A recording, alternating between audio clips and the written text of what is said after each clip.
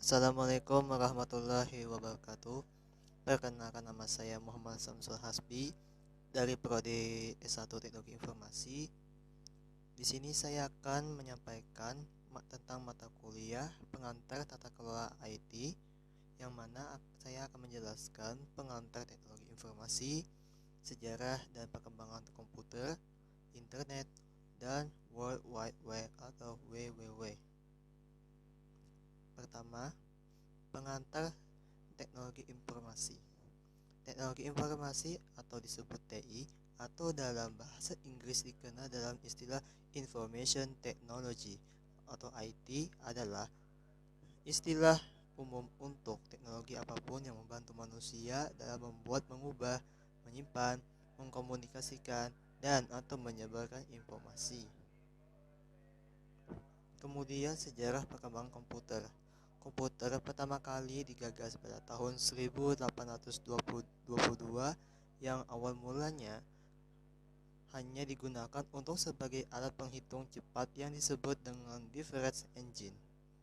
Pada tahun 1833, Charles Babbage mengembangkan difference engine dalam konsep yang lebih mendalam dan umum.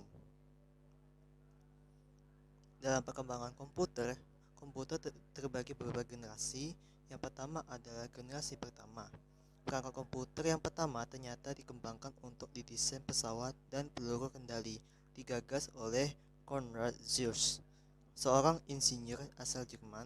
Komputer generasi pertama menggunakan tabung hampa udara sebagai sirkuit dan drum magnetik untuk memori.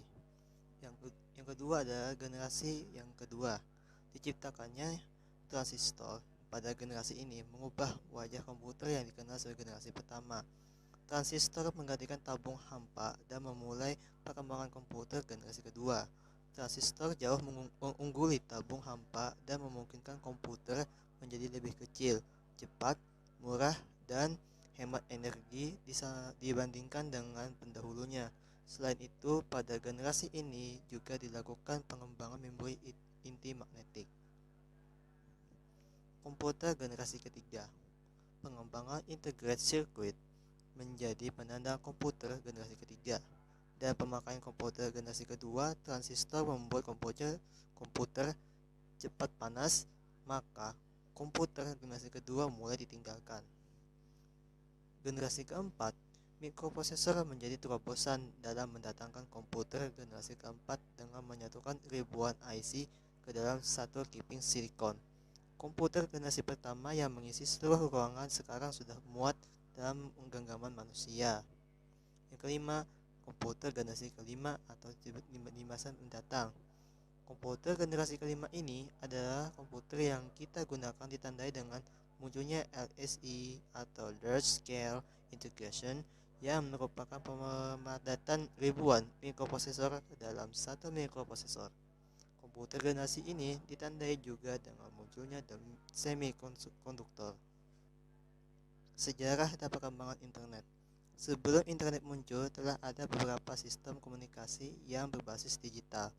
Salah satunya adalah sistem telegraf yang sering kali dianggap sebagai pendahulu internet. Sistem ini muncul pada abad ke-19